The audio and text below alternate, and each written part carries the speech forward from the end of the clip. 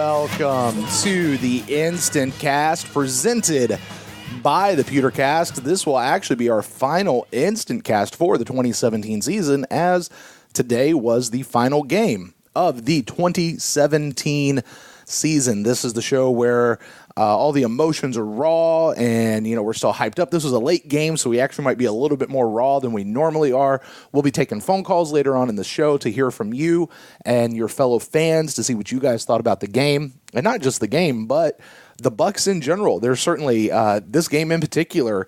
Now it's really time to assess the entire team, as we kind of has been really doing all season long. I am Brent Allen, your host. With me, as always, is Ren Dax, my co-host. Ren, how you doing tonight, buddy? Bucs win. There's something we haven't been able to say a whole lot this year. Wow, and it's been a while. Jameis had his rough spots today, but those last-minute drives that we've been waiting for, and hey, he didn't even want to put any pressure on Pat Murray. Let's just go for it. Godwin came up with a big catch and a 2-point conversion. Mike Evans, I think, made it by 1 yard. I think it's 1,001 yards now. Is that what it was? I knew he hit it. I just didn't know exactly what the margin of that was. It wasn't bit much. I know that. Yeah, well, he needed 54 to hit 1,000, and he got 55. Right. And did it work this way? Because just so you guys know, everybody out there listening, I actually did not get to watch the game. Completed. What is going on? Computers. Ugh. I did not actually get to watch the game. I had to listen to it on the Buccaneers app driving home through Virginia and North Carolina and South Carolina. And let me tell you what about those places. There's a lot of back roads that don't have any signal at all. So a lot of my game was actually tuning in, listening to the commercial, and just as Gene Deckerhoff was getting ready to call something big, it cut out on me. And then I'd cuss, and my wife would yell at me because kids are in the back seat, and then I'd have to get it back, and I'd get it back just in time to go into a commercial right now. And that was like the game for me. So for you guys out there, and Ren, for you especially, I'm going to need your help kind of recapping this game, because I got bits and pieces here. I got to see the drive chart, which made me very excited. I can't wait to get to go back and watch this game. So, but with that, Ren, my question being, am I right in what I saw? Like, Mike Evans had one catch for 12 yards, like, early in the game, and then it's like he went out and he finally came back in the fourth quarter. Is that kind of what happened, I guess, to get him those yards? He was in and out all game. Jameis was, I think, forcing him the ball early. Definitely on that when he threw into quadruple coverage when we were in field goal range to take the lead, I believe it was. Or maybe extend the lead. I don't really remember what the score was, but that was a poor decision to try to get him the ball. But, he was bad. Mike was battling injuries all the time. He dropped one early, which probably would have got him to the record, if not, sort of very, very close to it. And he fell on the ball, so he hurt his ribs there. And then there was another point where he was pulling his hamstring, and he went in the 10. And for, all the optics, it looked like possibly he would not return, and he didn't have his yardage yet. But, on that last drive, Jameis threw a bullet to Evans. Everyone was winded. You could tell Lattimore was winded. The Saints defensive line was winded. And but Mike got his feet down, and that last catch, man, he just, got it by 1 yard. Mm-hmm. Well, good for him. I'm glad for Mike Evans. Now, I know, Ren, you had some thoughts earlier this week or maybe even last week saying if Jameis forces him the ball, you're going to have some words. So you mentioned that he earlier looked like he was trying to force him the ball. So before we open up the phone lines, I'll give you words for that or any other kind of opening thoughts on this game that you want to tackle before we open the phone lines. Well, we won, so that's a nice deodorant for all bad things that happened during the game. But yeah, I said 3 weeks ago that I think it's going to be very important to Jameis to get Mike Evans that 1,000 yards, and then had a good game against Atlanta, had a good game against Carolina, and only needed 54 yards, to get it. And I said before this game that I would lose it if Jameis forced the ball to Mike and threw picks. But that's all caveated with a loss, honestly. it's no surprise to me that he was forcing him the ball because, this week in the press conferences after I said that, Jameis brought it up. Like, he said something like, it's important to me to get 1,000 yards, something to that effect, where he acknowledged it in his presser that this is something he was trying to do. And when Jameis gets something in his head, it's he's going to do it. He's going to do it, or he's going to die trying. Yeah. Yeah, like when he threw it up to, I don't remember which game it was, the Panthers or Falcons game, he threw it up to Mike in double coverage. Mike came down with it for a touchdown, and that's all well and good. It wasn't really a smart throw, but it's all well and good because he catches a touchdown after the game. It's like Jameis, like, I have to trust Mike more. I have to do that more. And, the little voice in the back of my head's going, no, you don't. You don't need to do that more.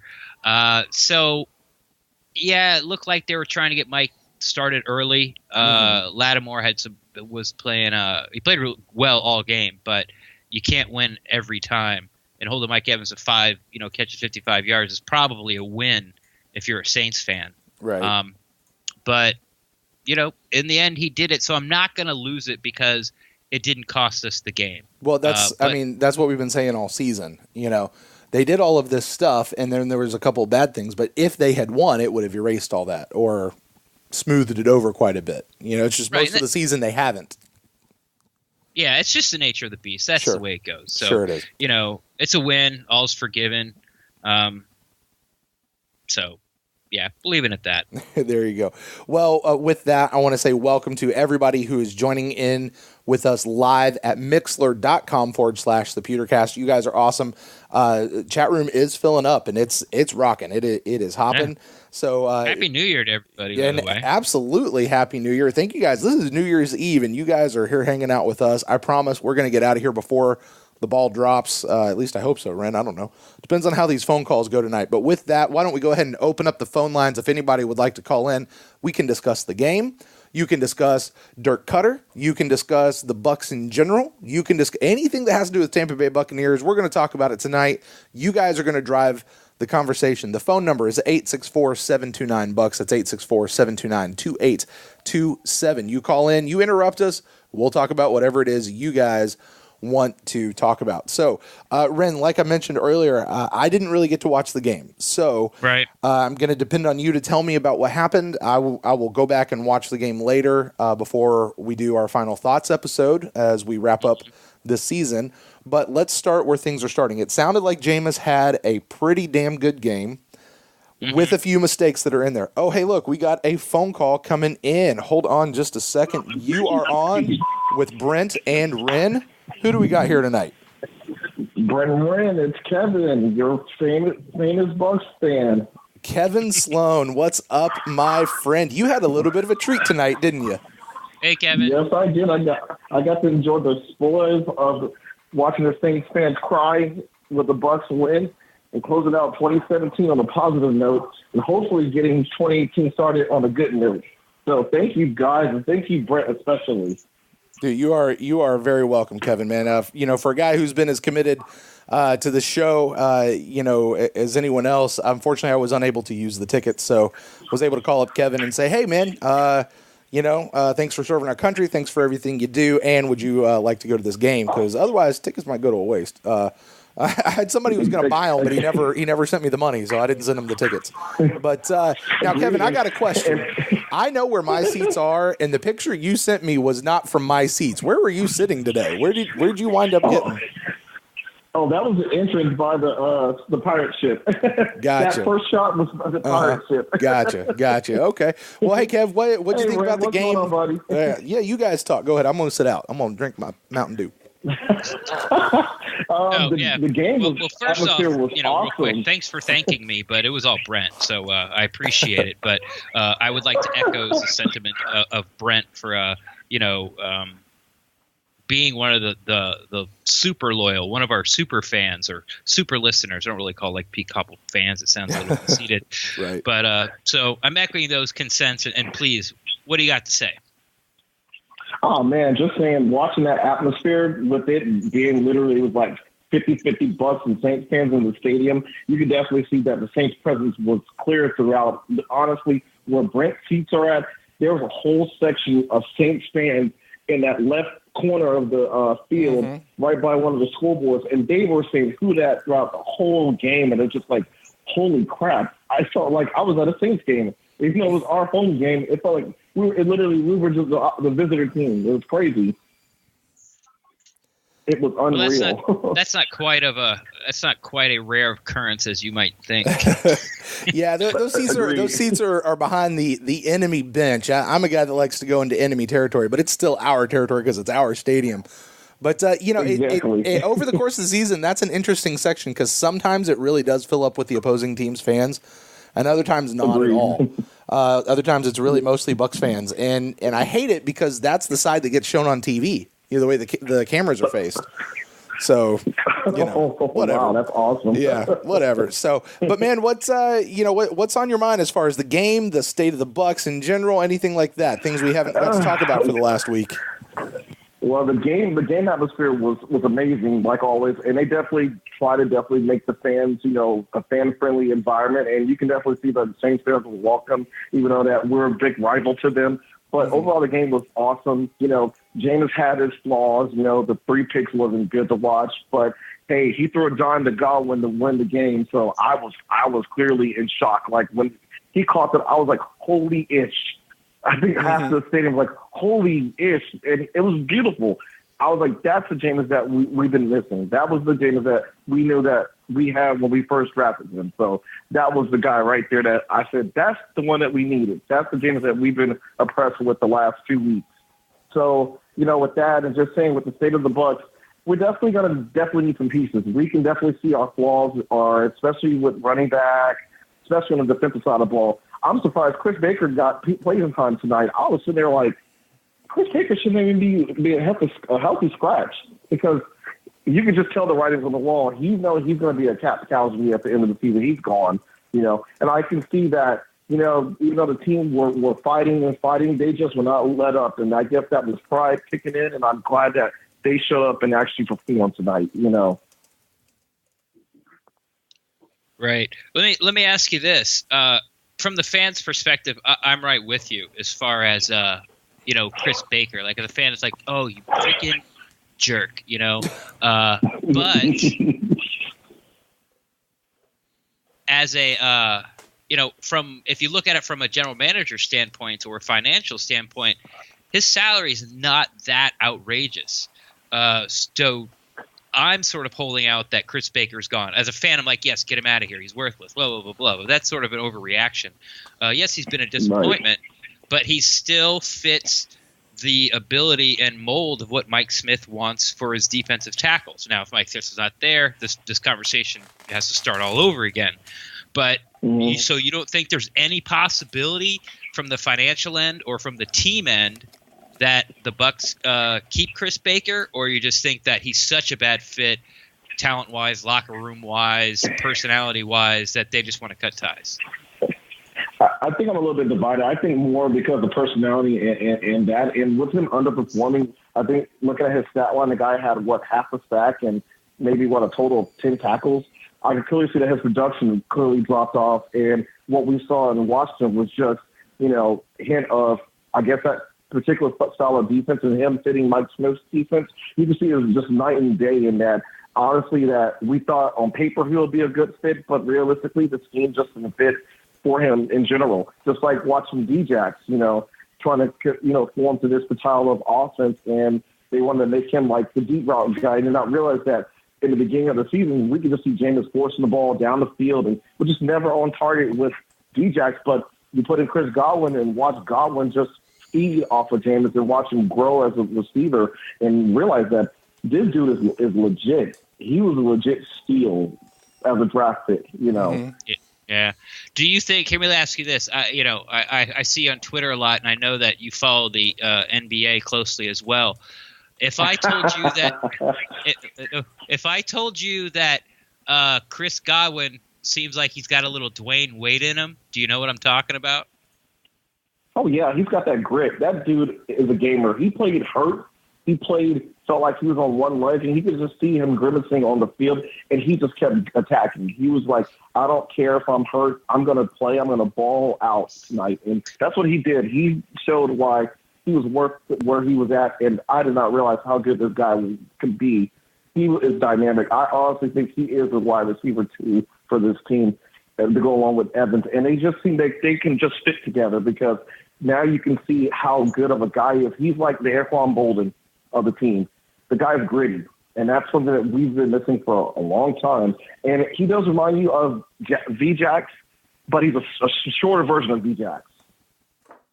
Right, yeah. And that's what I was talking about, the part where you said, the grimace on his face. It's like every time Dwayne Wade drives the basket and gets knocked to the floor, you think like he's 80 years old. It's like, it's the last. Oh, he's never going to make another play. And then 5 seconds later, he's dunking on you. It just kind of seems like Godwin's got that in him. Every time he gets tackled, it's like, oh my God, he's hurt. And then he's out there the next play, and he's burning you again. And that's what I meant by the little Dwayne Wade comparison. Oh, completely agree. Like the touchdown grab, he clearly outbeat that cornerback all night. And I was just like, wow. And when he caught a route on over him, you could just tell that it was just like, this dude has it. This dude is a gainer. You can just tell that he wants the football. And it seems like you guys were saying everything he gets thrown to him, we're catching. And he was catching the ball. Yeah. Yeah, that's what he does. He catches the ball. Even the pass that he almost caught with one hand and almost got blasted. And I looked at Jameis like, Jameis, if you're going to overthrow it, just miss it. Don't try to get Godwin killed. Godwin's playing his heart out for you. What do you think about Dirk Koetter's game plan to get Hump the ball early and often? It seemed like they really had a mismatch there. It helped. It helped stretch the field out. And Hump did do some good things. And I was wondering, because that was one of the things I was critical about watching the game live. This is my second game watching it. And I was like, why don't the Bucs play those slants? I haven't seen Dirk call us slants in how long he's been our coordinator? 3 years now. And now he's our head coach. And I'm just like, why don't you run slants? Because definitely you got speed on the inside with, Godwin and Humphreys. And even Freddie Martino, even though Martino, I didn't think the guy was speedy at all. I thought the guy was just, another body. But it's like we kind of got something, that we can develop with him too if he gets more playing time. Yeah. And I thought it was cool that, or good that he got on those end-around jet sweeps. He was getting it to like one of the fastest guys on the team, getting to Bobo's hands. Oh, yeah. Oh man, no, the one that got was when Bobo slipped and fell and ate it. I was just like, Bobo, I'm like, please don't hurt yourself. And he did when he tripped and ate it. I was just like, oh, here we go. I thought it was like bad field position or just the turf or the field just ate him alive when he fell face forward. I was like, oh my God, not this again. I was also going to state too that another thing I know with the state of the Bucs, definitely key position we need is edge rusher. We need to go all out for this draft, and we need an edge rusher. We need edge rushing bad.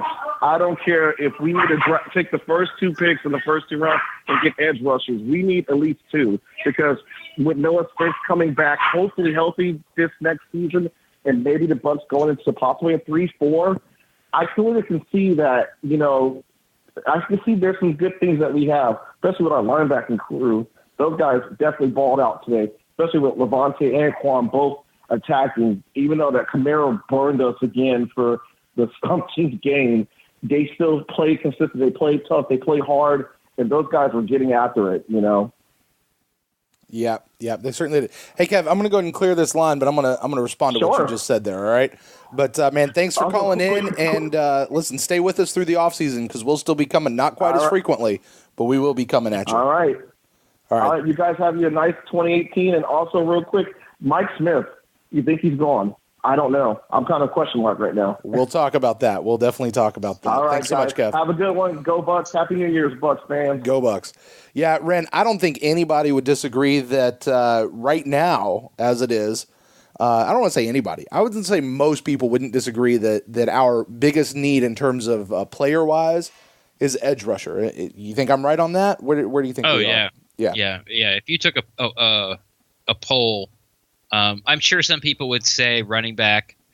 Some people might even say offensive line. Mm-hmm. But edge rusher would overwhelmingly, win that poll. Mm-hmm. We might even have 1 or 2 votes for quarterback. So Yeah. Those are on the bell curve. You just eliminate those. Those don't count for the main voting.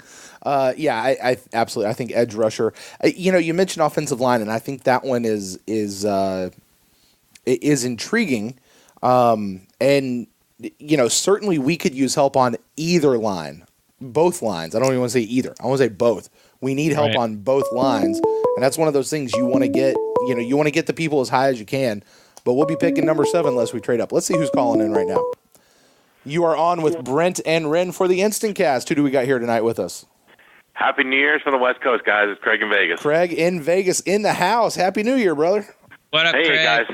Hey, what's up? Yeah, sorry I've been off social media for a week. The internet on the cruise ship was not good for a week. So when I was in Mexico, I had a little bit of access. But other than that, it was like You're on vacation. It's all good, brother. Yeah, so...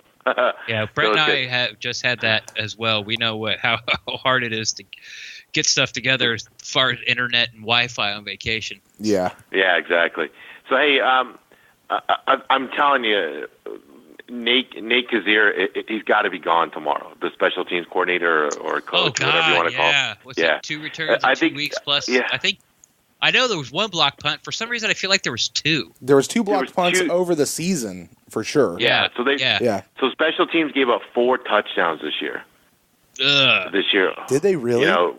If you think of 2 block punts for touchdowns, the 2 kickoff returns, that's 4, right? Mm-hmm. Mm-hmm. Did both block punts go back for touchdowns? I thought only 1 did. I thought the first one did as well too. Either way, 3 or 4 is pretty damning. That's not okay. Yeah. It's not good at all. So, wow. Yeah, and it's funny is I read the Baker thing and was on the boat as well too. I have a good friend of mine who I grew up with. It's funny. I saw him this summer. He played pro football for a couple of years. He played football at Northwestern. He's actually an agent now as well too. And he still follows the Bucs. His brother's with the Texans, so I know they follow them as well too. He's born and raised in Tampa. Went to Judge. He told me this summer. I was at the USA basketball game with him. And he said, "Hey, Baker's a bad locker room guy." And I said, and I'm watching Hard Knocks. And I'm like, no. Mm-hmm. And at the end of the season, I texted him. I said, "You know what? You're 100% correct. You really know what you're talking about, but." Baker's got to be gone. He's just a bad locker room guy. He told me the guy as well too. So going back to that incident that happened, once that happened, he said, "Hey, listen, I told you that was going to happen as well too." So for those, I was dead wrong with Baker. I thought he would help the team. He was no help at all. The guy was awful out there as well too. Craig, yeah. if it makes you feel any better, Jason Light was also dead wrong with Baker. Us here at the PewterCast, we were dead wrong with Baker. And just about everybody out there who was like, this is a great signing, was dead wrong. So you're in good company, my friend. Exactly. So a couple things today. I think we saw the last of Doug Martin ever in a Bucs uniform. I know he'll get a look sir somewhere, but I think his days in this league are numbered as well, too. I can't see him as well, too, coming back. Mm-hmm.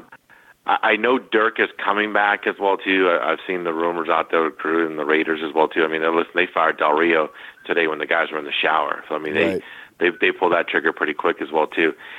I don't mind Dirk staying, but there's something. Obviously, the special teams has to change. I think the DC has to change as well too. And I still say you got to let Monken at least call the plays a little bit. I know they won today as well too. But I just think there's the clock management still at times, and it's just not good as well too. And listen, I know Jameis threw the picks today as well too. But listen, those that don't think that kid with his age is not a franchise quarterback, you should stop watching football. Right. It was ridiculous as well too. A couple things that I think the refs were ridiculous in some of the non-PI calls as well too. There's a point of letting the game play out, and there's a point of that as well too.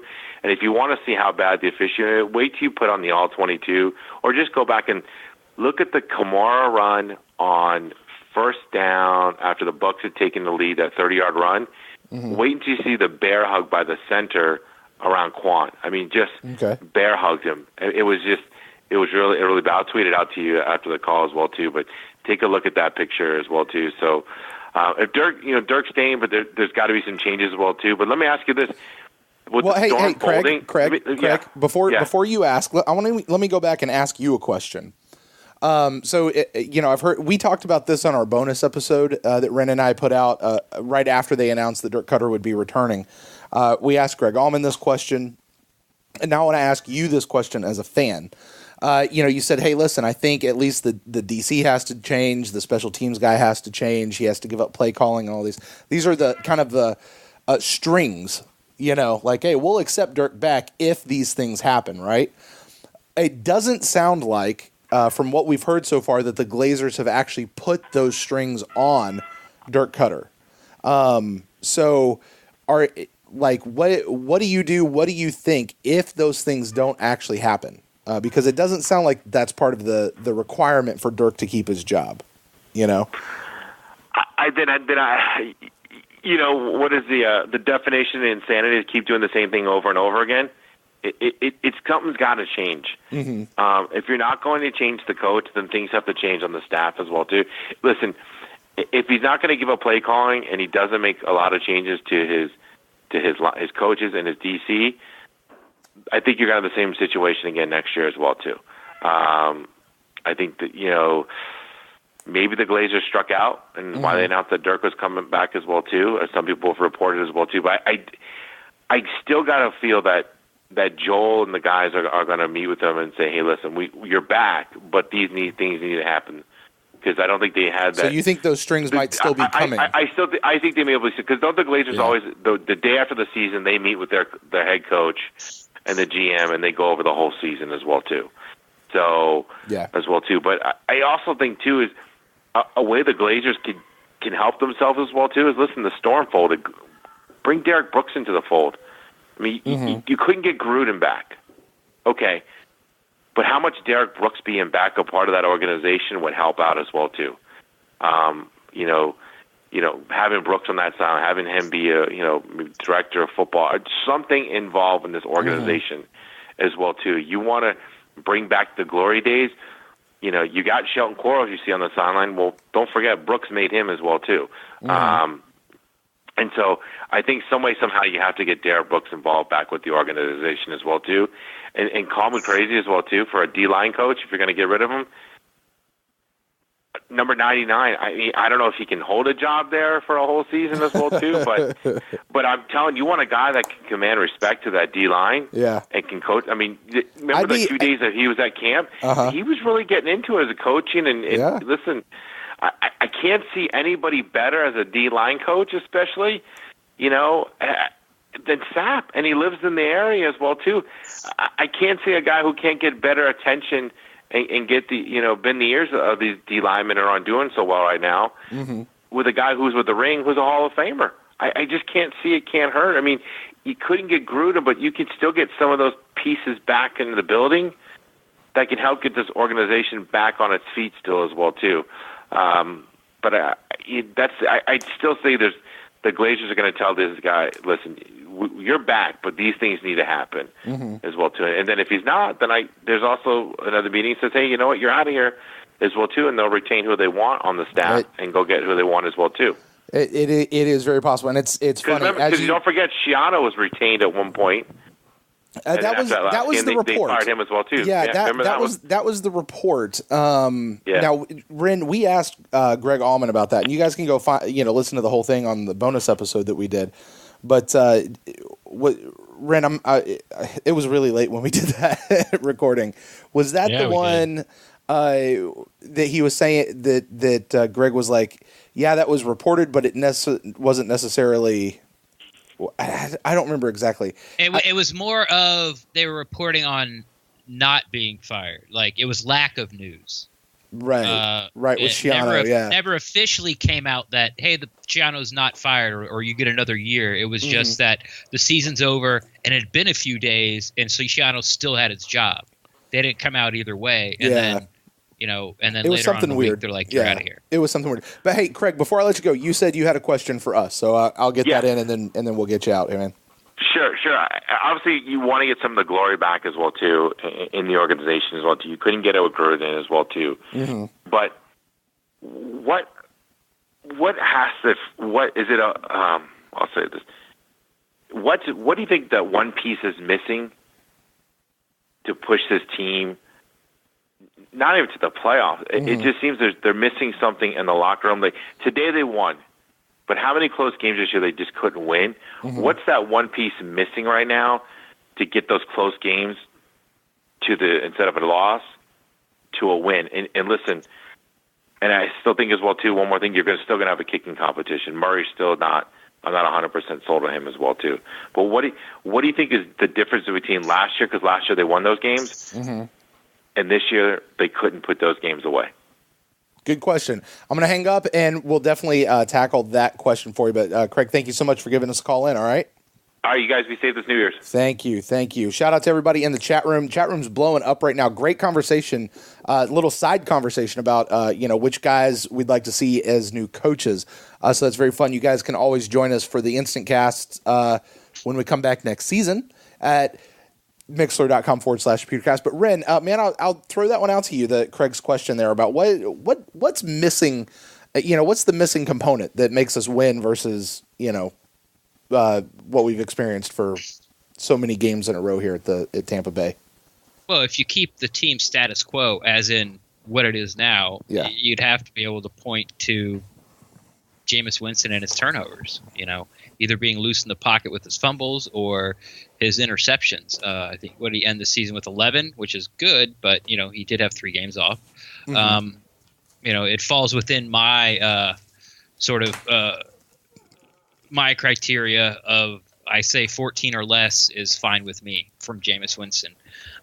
So you'd have to it'd be, but it's pass rush. It's what we've talked about. The pass rush will change everything. It'll change the entire defense.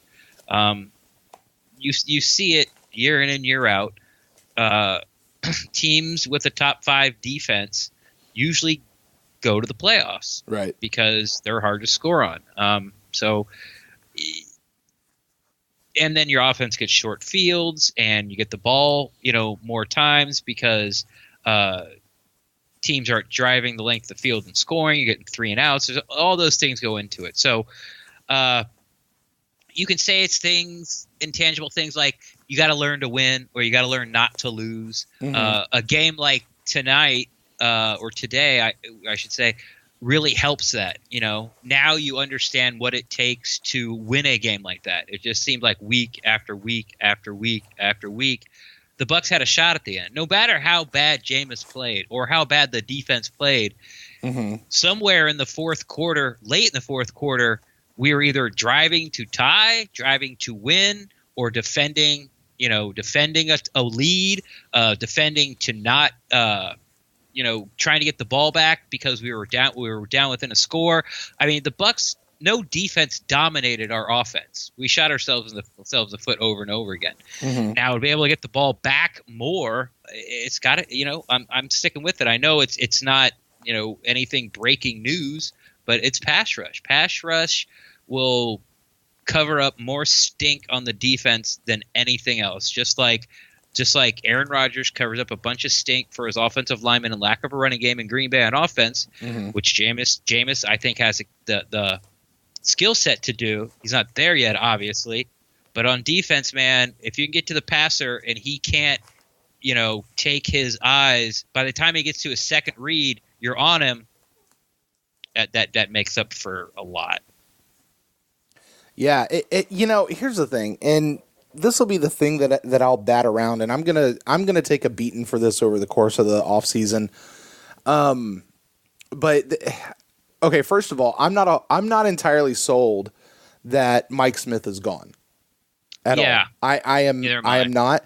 I am not. I definitely lean towards he probably should be fired, and I'm gonna get killed for just saying probably. But I don't know, because the question that I now have, and this is where we go into evaluation time and we look back at it, of, at some point you're just missing the horses. I mean, we've talked about a little bit ad nauseum over these last couple of weeks, but even within this own show, no pass rush. You were just saying you've got to get the pass rush. Well, listen, if you're missing an entire pass rush on your team for the entire season, which we were, except for maybe the first game, right? What do you do? I mean, you're playing with a bum hamstring the entire season. So, does that buy Mike Smith a little bit of grace? I don't know. Talking to Greg Allman, like we said on the bonus episode that we did, he talks about Koetter's loyalty. And at some point, there's a little bit of here's what we can't say. And when we go and we start talking about all the different coaches that need to go and don't go, the question has to come up, well, who do you get to replace them? And if your answer is it doesn't matter anybody, that's not a good answer. That's not a realistic answer that Dirk Koetter and Jason Light are going to live by. You've got to have a real person who can really come in and do that. Well, why not give this person a shot? Why not be? That's a different answer. But to just say anybody, that can't be the right thing. So, as we're talking about getting rid of Mike Smith, who is going to be the next best person? And the question is who's Dirk Koetter going to be able to work with? Who's he going to trust?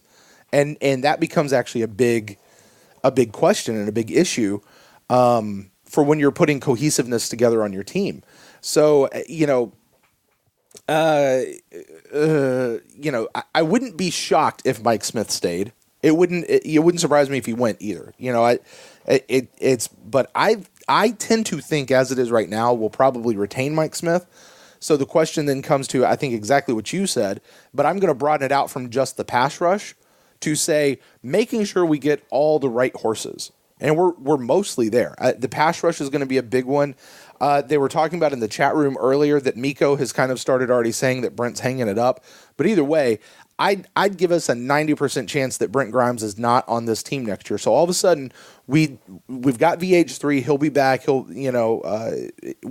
see how he does. He didn't do great this season, but we'll see what happens next year. We've still got Ryan Smith. We've got Bobby McClain and Javian Elliott. But we're probably still going to need some help at the cornerback position, TJ Ward is probably going to be gone, so we need some more help at the safety position again. Looks like we're probably set at the linebacker position, which is great. If Chris Baker goes, we're going to need another nose tackle help or something else in there. And Gerald McCoy and Clint McDonald, love those guys. They're getting up there in years. So there's just some horses. We got to get horses, right? And Doug Martin's going to be gone. I think most people are agreed about that. That's projected. Okay, great. That leaves us Peyton Barber. Awesome. Maybe Charles Sims, depending on how his contract goes. Jacquizz Rodgers probably, I think I've said he'll be here through camp. But we're looking at a horse back there. I think we're okay on wide receiver. It seems like we're going to be okay at tight end. But we also need some horses there on the offensive line. So I think the missing component is making sure we get horses everywhere. And the biggest glaring one to me right now is pass rush. But kind of what you said, just a little bit bigger for the whole team is what I'll say there. So, hey, listen, I want to let everybody know the phone line is open if you'd like to call in. The number is 864-729-2827. That's 864-729-BUCS. We would love to take your call, talk about what you want to talk about as far as the Bucs are concerned, or with the with the team as a whole. So, Ren, with that, hey, let's take a phone call. You are on the InstantCast live with Brent and Ren. Who do we got here with us tonight? G'day, guys. My name's Brad. I'm calling from Melbourne, Australia. Melbourne, Australia. Yeah, internationals call. Boom, Brad, this is your first time calling in, isn't it? It sure is. It's a bit hard to get the time because it's just coming up on 3 o'clock in the afternoon here on New Year's Day. Well, calling from the future. You are in 2018. We are still in 2017. You are calling us from the future. How is the future? Look, as I think it was Peanuts said, you don't need to worry about the world ending today. It's already tomorrow in Australia. Yes, I say that all the time. I love it. Well, Brad, I'm just going to let you talk, buddy, because I like listening to your accent, which is awesome. Australia is the number one place in the world I want to go right now. So what are your thoughts, man? Wait, okay, first of all, you're a Bucs fan in Australia. How does that happen? Madden pretty much is purely to blame. Back when I started, the games weren't really on TV at all. And so you're just playing as random teams, and all of a sudden here's this team with a pirate ship in a stadium. I think I'm going to stick with them. Okay. Fair enough. All right, I like it. Reason as anybody else. I like it. Well, Brad, what are your thoughts on the game? I didn't even know the rules, so I got to say I enjoyed the flexed game. I know you guys probably weren't too keen on it, but not having to get up to watch the game at 5 o'clock in the morning on a Monday is a pleasant change. Yeah, I bet. It's an interesting way to start your week, especially this year. It's been a bit painful. Look, there's already, as we should expect, so much talk about what the plan is for next year. But we really need to look at this year and everything that has changed so much. And there are so many positives. Jameis is turning into the quarterback that we all hoped he would be. Yes, there's some ball control issues, but, we'll take that. And I think there's just so much to build on. Yeah, if we can fill a few holes, the losses that we had this year and last year, so many games being less than a one-score game, there's no real need for all this doom and gloom and concern that you see in a lot of places, because a lot of those small losses, it was maturity issues, whether it's Dirk's play calling, whether it's, a costly turnover here or there. I mean, the Arizona game we forget that Humphreys fumbled the ball when we were driving down to get into field goal range. Sure. And that's about the point our season turned. If that hadn't have happened, who knows what this year would have looked like. Right. Or Jameis didn't get hurt, or the hurricane didn't come through, or we had a bye week, or every defensive starter at one point during the season missed a game. A defining single moment in a close game early in the season, and then what did we have? 4 more losses of less than a touchdown? I mean, I'm going to take your word for it on that. It's something like that, and so that's not the sign of a struggling football team. That's a team that just isn't quite making the right decisions at the right times, especially late in the game. And, it's Dirk's second year as head coach. Jameis is, way too young to be doing what he's doing compared to most people in the league. Mm-hmm. And so we can't expect miracles. And, yes, it's nice to have high expectations, but I think, what has been achieved and what is growing and building at the foundation level will lead to so much more down the line. Brad, did you hear what Jameis's dad said earlier this year when people were kind of giving his son a lot of flack about a lot of different stuff? Did you hear his response? No, I did not. He said, "Next time your son accomplishes by age 23 what mine has, call me." Yeah, I thought it was great. I thought it was such a great comeback. So, yeah, I mean, man, the Adam Humphreys thing certainly was a big spot. I mean, Adam Humphreys, he's historically such a sure-handed guy, and it seemed like through at least the middle third of the season, he wasn't necessarily as sure-handed as he had been, but he certainly has come back on here in the last little bit of the season. But you're right. It's I mean, we're not going to sit here and say, yeah, but we're so close, but we're so close, but we're so close. Like that doesn't get it. We've got to actually convert those into wins. But you're right. We have been, especially this last, not even quarter, Ren. What would it be? Last third of the season. We've been right there.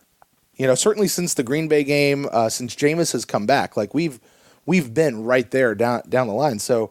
Our last bad loss was the first time we played the Saints. It was 30-10, and they pretty much whooped up on us. Uh-huh. And then 2 wins with the Jets and Dolphins. Then we had that close one with Atlanta where they scored late to make it a 2-score game. But the Packers went to overtime. The Lions won by 3. The Falcons again won by 3. The Panthers won by 3, and then we won. Yeah. Yeah. Yeah. I'm with you, man. I appreciate the positivity. So great to call from over there. Thanks for, I guess not staying up, but But so how did just for curiosity's sake, how did you ring in the new year? I'm going to depress everybody and say that I was stuck at work. So I didn't really get to enjoy much of anything. But, them's the breaks, and someone's got to do it, right? Right. Hey, we need people like you working so people like us can have fun. Wow. Well, yeah, I hope you do enjoy Midnight when it comes across in about an hour. And I just wanted to say thank you very much for everything that you guys have been doing. It's absolutely fantastic to be able to listen to everything you put out. And when I get more Mondays that I can not be working and say g'day, I will do what I can to call up. Brad, thank you so much for your call. And hey, listen, we're going to be downshifting. We'll have a little bit of a different schedule here through the off season. Yeah, but definitely stay with us, man. We'd love to hear back from you. Shoot us in a few emails too, okay? No worries. Sounds good. Thanks, Brad. Thanks, Brad. Hey, if that was you just trying to call, give me a call back because I only have one line. So, but give me a call back. But man, that's cool. I like international people calling us. Ren, that's awesome.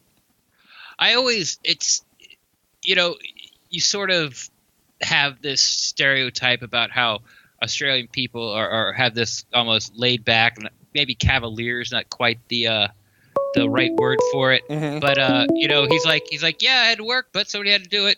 No big deal. And it's just all right, cool, man. That's right. Well, I like your style, bro. There you go. You are on with Brent and Ren for the InstantCast. Who do we got here tonight? Hello, gents. It's London Bucs. London Bucs. Wow, look at that. We went international twice in a row. London Bucs, what is up? I know. I heard you guys. You have no idea the lengths I've gone through to make this phone call.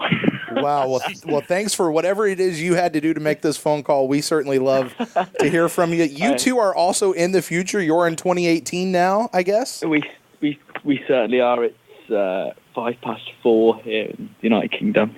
Wow. You are up late, my friend. I did actually try and join you guys last week, Christmas Eve, I think. Uh-huh. But it was probably about 3:00, and I definitely fell asleep halfway.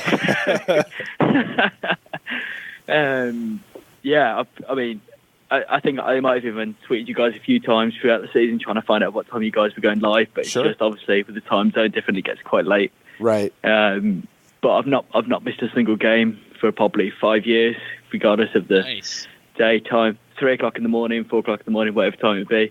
Me and my brother, pretty die-hard. Okay, so I got a question for you. Now, from what I understand, the Buccaneers actually have a pretty good fan base in the United Kingdom. How did you become a Buccaneers fan? Well, probably 15 years ago, probably now. Uh-huh. But basically my parents pretty much live in Florida. Uh-huh. So me and my brother were going over to Orlando, Tampa fairly regularly, and we've actually been to the opening game of the season for the last 7 or 8 years. Oh, nice. Very, very, very, very rarely seen us ever win. And no, that's how really. It was just kind of the local team to where my mum and dad are. So that was it really. Okay. Well, glad you finally got a win on the opening game this year. It was a pretty good win. For everything this season notwithstanding. You guys remember that Bears game? That was a cool game. Yeah, absolutely. Yeah. I think it might have been. Was it last year? We had the opening game for Winston's first game of the season 2 years ago. Last year, I lose track. We got absolutely trounced at home against Mariota, and then my brother and my dad actually flew to New Orleans to watch us play the week after, and I flew back home to England. Mm-hmm. And we beat the Saints, and they've never let me forgive the fact that I flew home when they beat the Saints. So, how are you feeling about the team? What's the pulse of Buccaneer fandom over there across the pond? I think like everyone, it's been disappointing, very, very disappointing this season. I think there was so much hype, so much belief this season that things were going to be different. For me personally, I think it was it was disappointing that I don't think we was anywhere near as aggressive enough considering the weapons we had on offense. If you look at, so there's so many teams in the league that are doing so much better than us on offense, but if you're telling me they've got better weapons in terms of especially at wide receiver or tight end, I just don't believe it.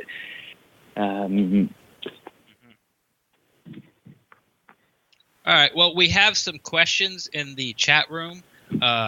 And forgive me if you don't want to talk about it or could care less, but it says here that they want to know how you feel being a Bucs fan and also the ownership group, of course, owning Manchester United. How are they as an ownership group, if that's your club? No, that's fine. But actually, in England, the Glazers are actually, it's kind of Man United fans in England. It's pretty negative, actually. There's quite a big following of, they call it Love United, Hate Glazer.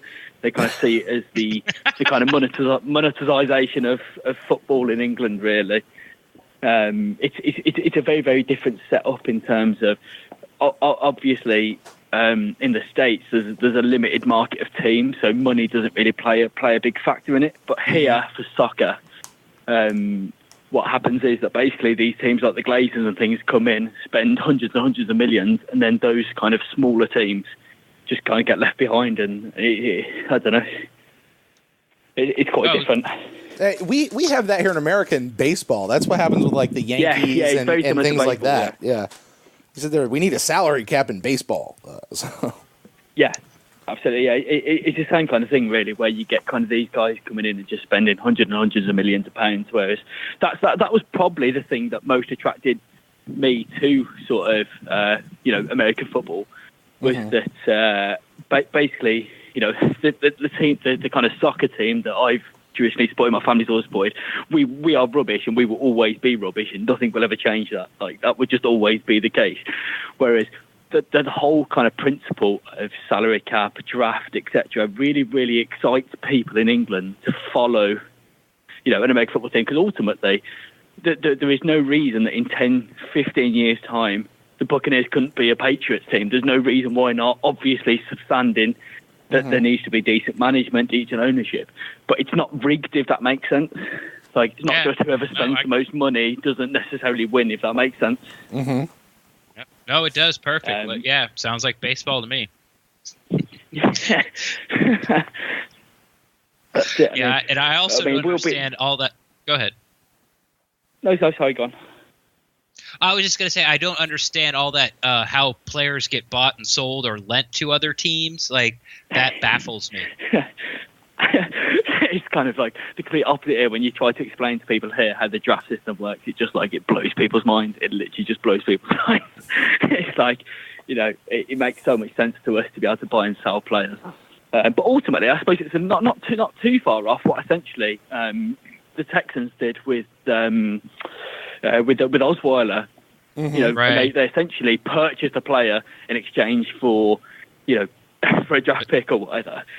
Right. It's not. Well, they gave him away. They said, "Please take him, and we'll give you this other stuff. Just make this problem go away." Well, and the Browns were like, "Sure, we'll absorb." I think for me, I won't try and take up too much time. But for me, me and my brother will hopefully be there this September for the opening game again. Come on. But ultimately for us, I think the most important thing is that we continue to get more exciting, younger. If you look at the core of the team, for me, it's very, very exciting. Looking forward, you look at, for all the criticism of various people, if you look at the leaders and the young leaders, especially on this team, looking at people like Winston, Evans, Quan. The names go on, really. But I've had plenty of criticism of Jonathan Smith this year and Ali Marpet in some respect. I've no idea why anyone ever moved into centre, but that's whatever. I think that actually the trend of the team is going forward compared to I wouldn't like to see any massive knee-jerk reactions, really. I'm not a big Koetter fan, but ultimately, I think the direction of the team in terms of getting younger, more exciting, is probably better than most of the other garbage teams.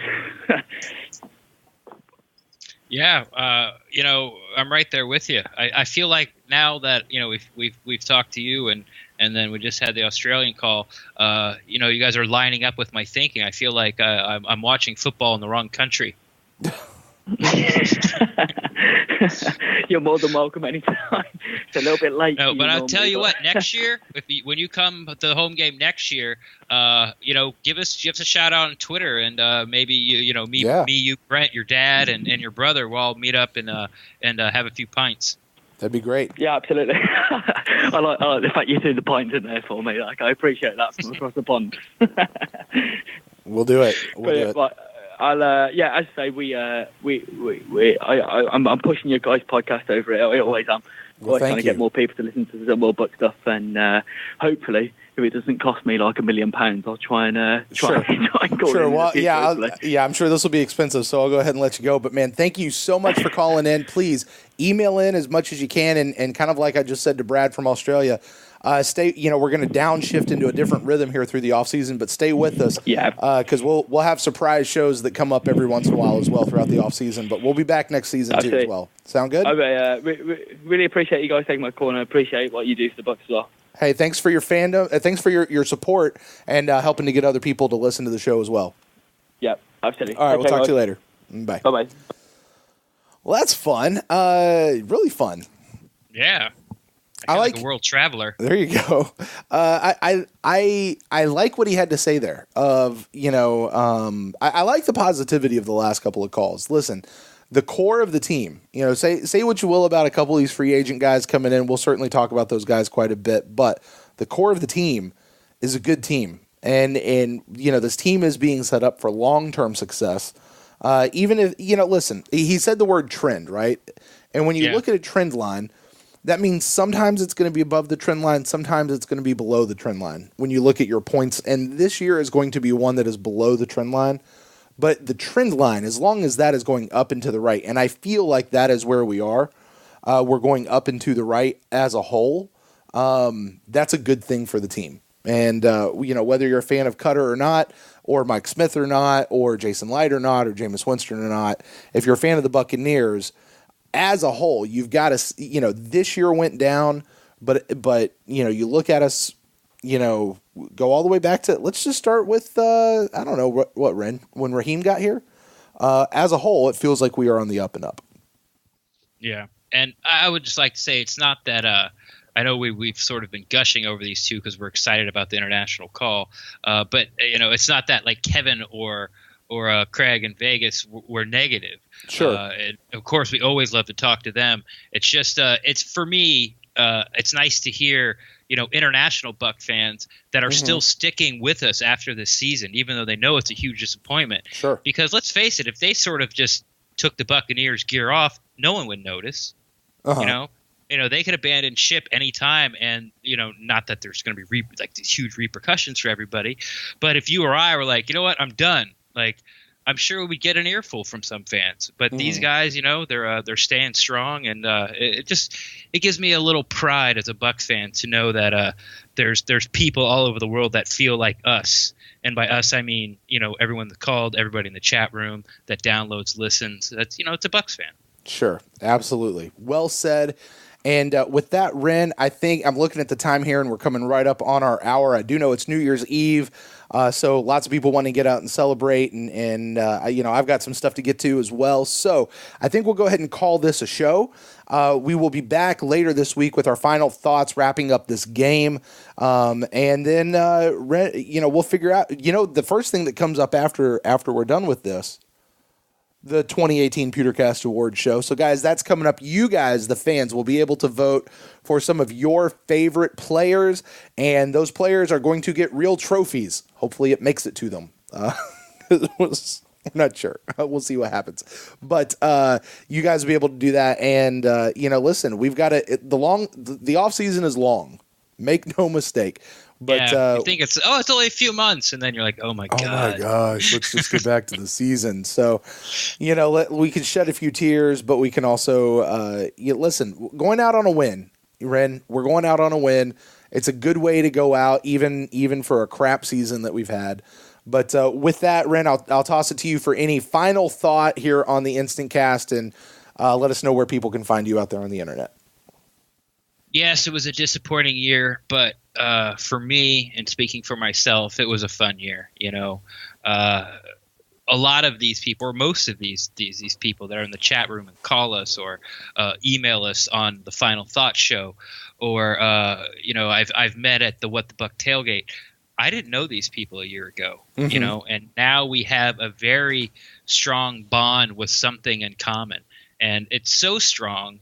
I feel like, even though I've never met them, like I've never seen their face to face, if I needed something like on a personal level, I feel like they would try to help me. I really do. I think the bond has become that close. Yeah. So everyone send me $20. No, just kidding.